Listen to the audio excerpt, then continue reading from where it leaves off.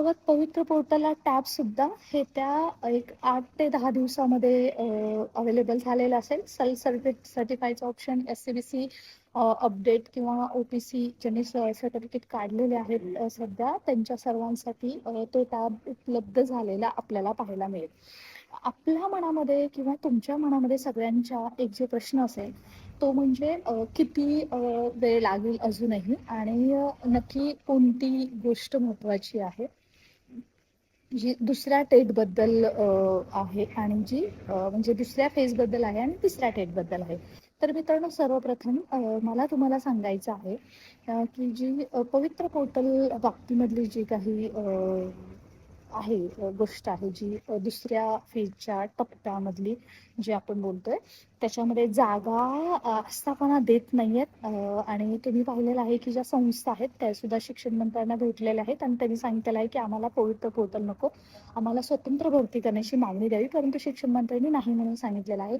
आणि आपण सुद्धा तीच मागणी केलेली आहे की प्रत्येक झेडपी मध्ये आम्ही किती दिवस जाणार किंवा जाऊन सुद्धा त्याच्यातून अशा बऱ्याच झेडपी की सध्या नाही म्हणत आहेत. तर शासन स्तरावरती त्याच्यासाठी काय करू शकतो या संदर्भात आज मंत्रालयामध्ये माननीय उपसचिव आहेत त्यांच्याशी बराच वेळ चर्चा झाली आणि याच्यातून काय मार्ग काढू शकतो. तिसऱ्या टेटबद्दल सुद्धा आपण म्हणजे कशा पद्धतीने ते इम्प्लिमेंट होईल आणि जो दुसऱ्या टेटला कार्यवाहीला जेवढा उशीर लागला तेवढा तिसऱ्या टेटला कसा लागणार नाही यासाठी आता सविस्तर चर्चा झालेली आहे.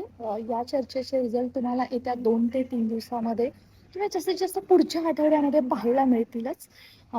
त्याच्या अगोदर मला तुम्हाला एकच आश्वस्त करायचं आहे मित्रांनो की आजवर जो शिक्षक भरतीचा आकडा आहे तो प्रस्ताव असा कोणताही मंत्रालयात आलेला नाही. याच्या अगोदर पण सांगितलं होतं आणि आज ते स्वतः कन्फर्म केलेलं आहे. जवळपास 10,000 जागा भरण्याचं नियोजित आहे आणि अजून एक खूप महत्त्वाची मागणी केलेली आहे आपण. ती जर मागणी जर मान्य झाली, जर खरंच आपल्याला खरंच तुमचं सर्वांचं नशीब जर एवढं बलवत्तर असेल आणि माझ्या प्रयत्नाला जर यश येणार असतील तर ती जर मागणी जर मान्य झाली तर मित्रांनो अजून जागा बऱ्याच वाढणार आहेत. सो तुम्ही चॅनलवरती कनेक्ट व्हा, तुम्हाला त्याच्याबद्दल सुद्धा माहिती मिळत राहील.